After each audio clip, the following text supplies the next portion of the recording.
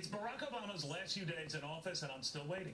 Not for the president to cite his accomplishments, he's done plenty of that, but to admit his failures. He's done virtually none of that. I just want him to give a fair and balanced view of his performance without blaming Fox or Rush Limbaugh or Republicans for those times he came up short. To grade himself, not on a curve, but on facts. So ahead of his final press conference tomorrow, let me help out today. By all means, Mr. President, take a bow for the economic turnaround. It was real. But at least throw a bone to the Federal Reserve for keeping interest rates at zero to help assure that turnaround stayed real. And take credit for the millions of jobs gained. But do point out a lot were and are part-time jobs, so not quite what they appear. Talk up an expansion that did indeed start under your watch, but acknowledge the restless voters who didn't feel it, so they voted for a Republican watch. Brag about how you drew down our troops in the Middle East, just like you said you would, but admit it has done nothing to restore stability in the Middle East, and that is a fact. Rightly boast how you took out Osama bin Laden, as long as you rightly admit you never figured out ISIS. Just some inconvenient truths as you struggle with the meaning of your legacy. A legacy you defined, and you led, the good, the bad, all of it, all you.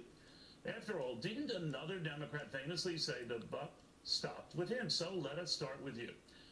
The red line on Syria, that was you. You can keep your doctor, that was you. Higher health insurance costs, that was you. The fact that you're the first president since Herbert Hoover not to have at least 1 year of 3% growth, Mr. President, that was you. Real wages stagnating or outright falling for the bottom 80% of Americans, that was you. Now, it would be unfair to lay all the blame for these things at your feet. Then again, it would be unfair not to lay some of it at your doorstep. Because in the rush to blame Russia or the Russians, you seem to forget that you were the president. As Peter Wenner wrote in this past weekend's New York Times of you, Mr. President, he has shown withering disdain for his opponents, constantly impugning their motives, even as he testified to the purity of his own. Look, Republicans weren't saints. But Mr. President, you were hardly without sin. And despite your latest boast, hardly without scandal, and Fox was hardly the only one to take note. Fox didn't target political groups, your IRS did. Fox didn't seize phone records of Associated Press reporters and others, your Justice Department did. Fox didn't create multiple storylines over those infamous 2012 Benghazi attacks, your administration did. You did. That doesn't mean your opponents couldn't sometimes be petty. It just means that you weren't above sometimes, now admit it, being petulant.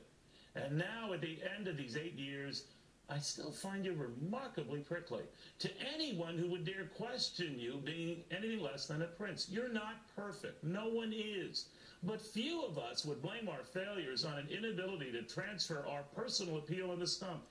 You see, sir, that's what stumps me. Your refusal to take any blame, for a legacy that voters clearly rejected.